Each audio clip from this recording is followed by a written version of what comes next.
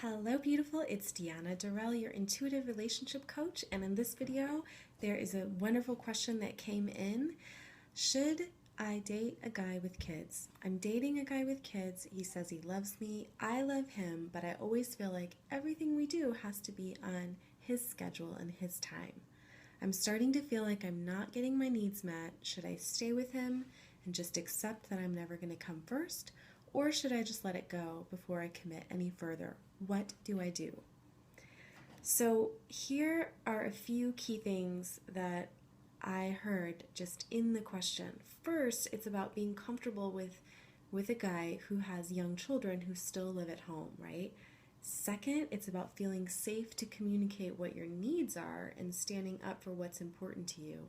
And then the last issue, which is, deciding whether or not the situation is going to bring you closer to what you want or if it's going to take you further away from what you want.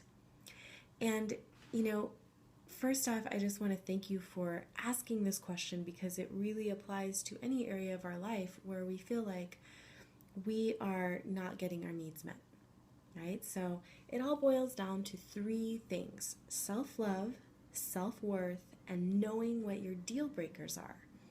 See, if deep down in our heart of hearts, we know what is truly a compromise for our soul and what is a compromise in the name of love, right? And there's a difference.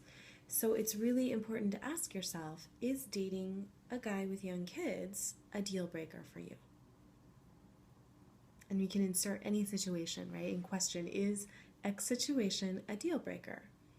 So let's say you really, really want children of your own someday in some capacity, and you've talked with him about it, and he's made it really clear that for him, his kids, the ones that he has already, that's it for him. He doesn't want any more. In that case, right, staying with him would be an act of self-betrayal unless you're 100% willing to assume the role of stepmother and you would truly be fulfilled with that. On the other hand, let's say you feel pretty neutral about children, or he's open to having more kids, but you just want a little bit more one-on-one time and more attention. Then the issue becomes about feeling confident, right? Feeling confident, feeling worthy of being adored. And that all goes back to the basics: self-worth, self-love, knowing your deal breakers. See, when you can learn that what we need, right, what we need from anybody is something that we first have to provide for ourselves, life becomes a lot easier. And this isn't coming from a, see, I don't need a man, I can do it myself kind of place, right? I've been there too, and it's really lonely and it feels heavy. And that's when we start to become bitter about love. It's not about that. What I'm talking about is how to learn to come to the table with the qualities that we seek in another person, so that we have something to actually offer in the relationship, right? And it's about coming from this space of overflow and love versus lack, or seeking something that, we fear we aren't really worthy to receive ourselves, to give to ourselves. So then it becomes about embracing the love that we have for ourselves and then letting that person, right, bring us the love that they can give us. And that makes people want to give you more. And you do less. It's really, really a win-win. And so the answer to your question, rather long-winded, is it depends. I know that's probably not what you want to hear, but the universe rarely speaks to us in black and white. It depends. How much are you loving yourself? How deeply are you affirming your own worth, not just in love, but in everywhere in your life? How well are you communicating what you really want to yourself first and then another person?